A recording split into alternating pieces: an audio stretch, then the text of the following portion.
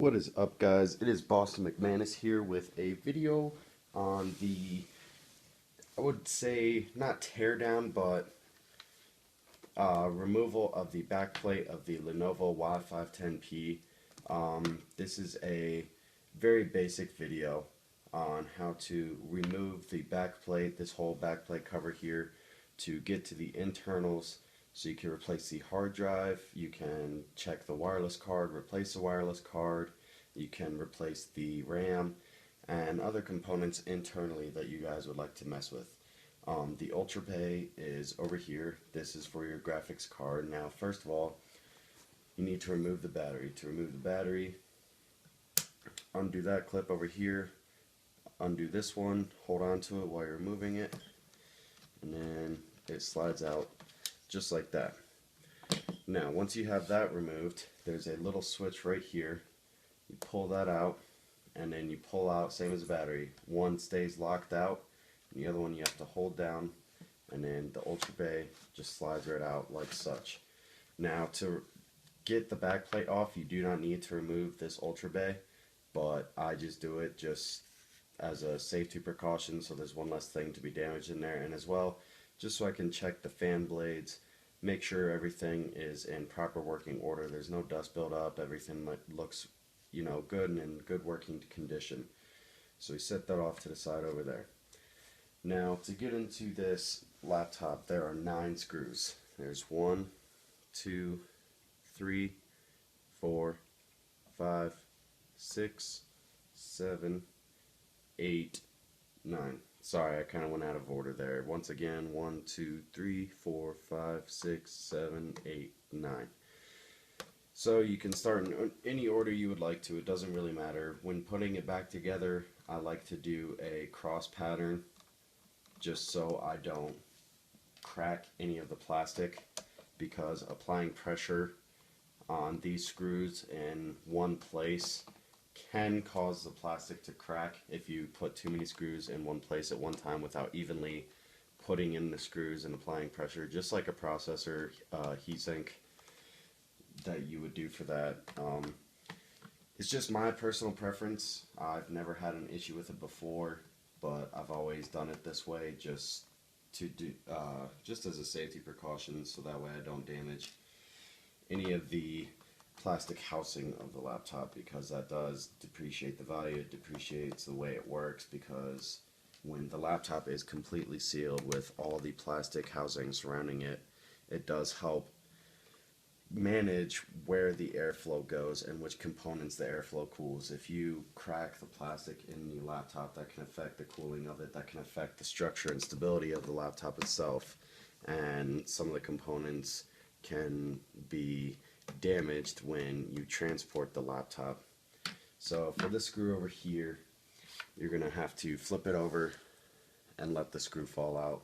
The other ones are easy to get out by yourself, just these 2 side screws over here, because they are recessed into the laptop itself. So you just unscrew it, flip it over, let it fall out into your hand, make sure you do not lose them. Now, I do not, normally when I take apart a computer, I have like a little container, so that way I can put the different types of screws in there, but for this, I'm just taking off the back plate, so there are no other screws that need to be undone. It's just those screws right there.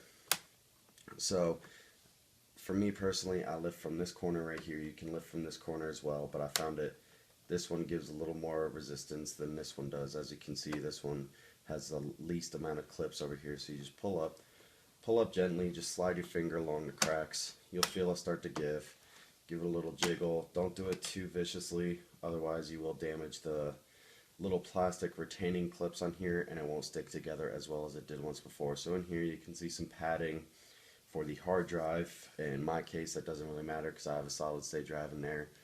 There's some thermal foil right here, help spread out the heat. This right here is a speaker port. These are cooling vents. You can see that they are clear, and it does have a dust filter on there, which I think is pretty cool. So set that to the side, and now you can see that these are the guts of the computer. You can see that I have my G-Skill Ripjaw RAMs right here.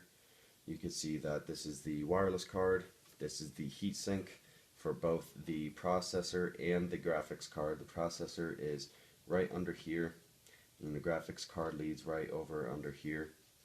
It's next to this graphics card over here. I'm not going to go that deep into tearing it apart, getting this graphics card and CPU exposed. I have no reason to.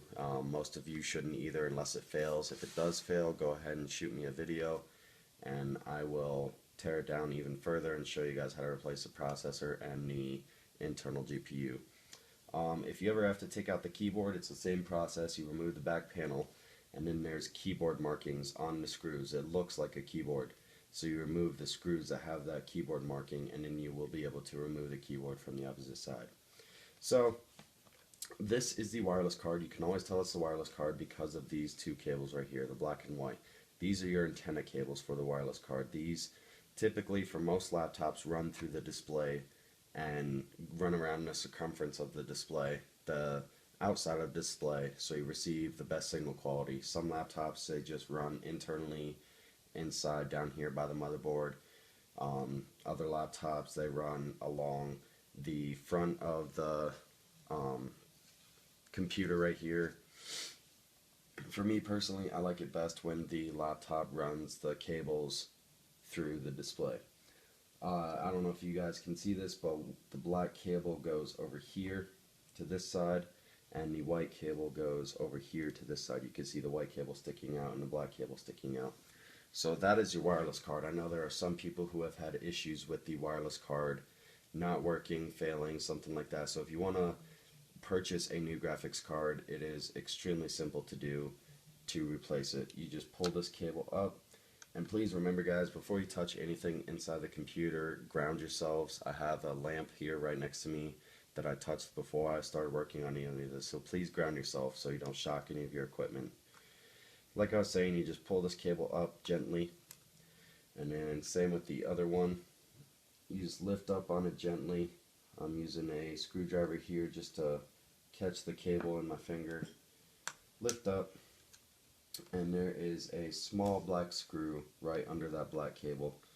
You just undo that screw, and it starts to relieve pressure from the wireless card. It popped up, and then just like RAM, it pops up, and then it slides out. So that right there is your wireless card. Very tiny, a lot tinier than the old graphics cards that I used to work on back when I was in the laptop game. I've been in the desktop game for quite a while, but I figured I'd get back into the laptop game because I am in the military and I do move a lot. So laptops are definitely easier for me. So to reinstall, you do the same thing. You put it in at an angle, and then once you do not see any of the gold circuitry exposed anymore, you just go ahead and push it down ever so gently so you do not snap the card in half. I have seen it before where people just snap the circuitry off in the socket. It's not very good at all. So then you screw it back down like so, and then make sure, it's kind of hard to mess up because the cables, you can tell which cable goes where. Make sure you put the cables back to where they go. Remember where they go because there are no markings on here. There's an A and B over the sockets, but the cables are not labeled with an A or B marking whatsoever. So there's no way for you to be able to tell what cable goes where unless you remember when you took it off. Same thing as before. Instead of pulling it off, you're just pushing on until you hear a small little click. You'll hear a small click, and that lets you know that it's installed. Moving on, we have the M2 SATA drive here. This is the SSD caching that they like to do with the internal hard drive. This is a hard drive over here. It's a 360 gigabyte solid state drive. It came with a 1 terabyte drive. I now use that as an external drive. So that was the hard drive here, and it had an M2 SATA card in here, which I removed because I didn't even feel the need to use it. As you can tell, mine didn't even come with the M2 SATA connector point. Mine is not soldered in because when I purchased it, I opted out of the SSD caching. I just went with the internal solid or internal 1 TB drive because I knew I would not be using the 1 TB and caching. I knew I'd just use that as an external and use the solid state as my main, so I didn't even opt for them to put that in. So there's no connector for it, but it's the same as RAM, same as a wireless card. It will have a slot here. You put it in an angle, push it down, and then screw it in. You can see the screw port here. So that answers the M2 SATA port questions for some of my viewers. I know they had questions about that, and that's where that goes right there. Most of them will have that little connector. Now for RAM, RAM is very simple to install and uninstall. There's clips on either side of the RAM right here. You just pull out, and then the RAM pops up like so, just like the wireless card. And now, as you can see, this is the Ripjaw G-Skill RAM. It's 8 GB, and I have 2 of these. It is 1600 megahertz DDR3. The timings are 99928, and it's 1.35 volts. Very low voltage for these Core i processors, the iCore processors from Intel. The 4th generations use very low voltage, so it's good to have RAM that's very low voltage as well to match with that processor. So same thing with the bottom one. The prongs just slide out, and to put back in, same as a wireless card, same as the SSD, you put it in at an angle like so. No more of the gold circuitry is exposed, and then you push down and it clips back in. You don't have to move the clips, touch the clips, nothing. It just pushes down. Now with these Ripjaws, they have this little heatsink on it. So the bottom RAM module, I had to push a little bit harder and lift up on the clips to let them scoot over and lock itself in, because the RAM heatsink was pushing against the back on the motherboard and wasn't pushing in all the way, because the stock RAM that came in this does not have the heat sinks on it, so it was able to sit very easily. I actually have the stock RAM right here. This is the packaging for the G-Skill Ripjaws. This is a RAM that one of the RAM modules that came with it. It is a 2 GB module, because this came with 6 GB of RAM. It came with a 4 GB stick and a 6 GB stick, a 4 GB stick and a 2 GB stick. And this is one of the 2 GB sticks. I have an HP laptop for my wife that she uses, and it had 4 GB stock. So I took the 4 GB card out of here and I put it in the HP laptop, because there was only one 4 GB stick. Luckily it wasn't two 2 GB sticks. It was just a one 4 GB. So I was able to put that other one, double her RAM. She's definitely seen speed improvement. But yeah, as you can tell, this is the 2 GB RAM stick that comes stock in the y510p with 6 GB. This is the 2 GB version, and the memory modules are very tiny and there's no heat sinks on them. It's just this plastic sticker that has the information about the RAM on there. So I took that out very quickly. Like I said, before I even turned this computer on, I installed this RAM and I installed this solid state drive. So that's it for RAM.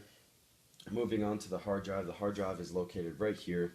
It is a very secure system. I like the way it's set up. It can be potentially, difficult, not difficult, but a little bit tedious, because there's a lot of screws, and my wife's HP, the hard drive just has 2 rubber grommets, one here and one here, and it sits down in there. So it's anti-vibration, but it's not held in very well. When you open it, the hard drive can just fall out. So it's quick to get the hard drive in and out, but it's not very safe. Whereas this, it's very secure. There's 2 screws right here you need to unscrew on the bracket itself, and then once that is done, you slide back, you grab the bracket, and you slide back just like that, and then you lift with this tab. And then this is the solid state drive right here. It's a Corsair 4 series. It is SATA 3, so it's 6 gigabits per second. It's 360 gigabytes. I don't know if you guys can see too much of the hard drive in there. I really don't want to take it out, because since this hard drive is slimmer, you can see that it's slimmer than the cage itself. the actual hard drive fit that entire cage perfectly. This one's slimmer, so you got to hold it at an angle to be able to get those screws holes to line up. But on the hard drive itself, there's 4 screw holes on either side to keep it in this cage. You just take out those screws, take out the hard drive, put in the solid state hard drive, and screw those screws back in. And then reverse process for getting it back into the container right here, the little slot for the hard drive.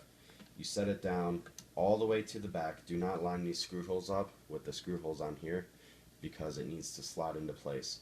So you gently set it down, and once you have it set down, you push, make sure it's lined up with the connectors. And once you have it lined up with the connectors, you go ahead and push in until you can't push anymore and the screw holes are lined up. Don't force it. If you force it, you can break the connectors and you can also ruin the hard drive cage. I've seen this design before. I've seen it on a Gateway and a Dell before.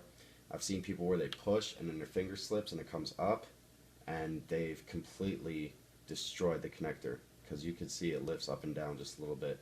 They've lifted it up and the hard drive went flying, and the connectors are now broken off inside the laptop, or vice versa, the connectors are broken off on the hard drive from the laptop, and that is not fun to replace at all. So after that's back in, after your hard drive is newly installed, get the 2 screws that you unscrewed it with and put it back inside the 2 screw holes that it came out of originally. Now I am going to show you how to put the back panel back on.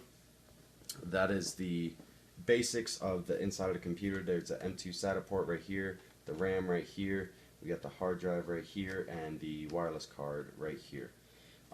This is a port for the Ultra Bay, which can be either the graphics card like mine is, another hard drive, another cooling fan, or an optical drive. And this is the heatsink area for the CPU, which is right there, and GPU, which is right under here. So in order to get it back on, make sure you orient the case right, the back panel correctly. You can see that it fits over here because the fans are there. Also, it has these 2 little arm pieces. The arm pieces, I mean, you can tell, it just obviously will not fit this way. You can see there's still components exposed over here. So just go ahead and orient it right, lay it down flat on the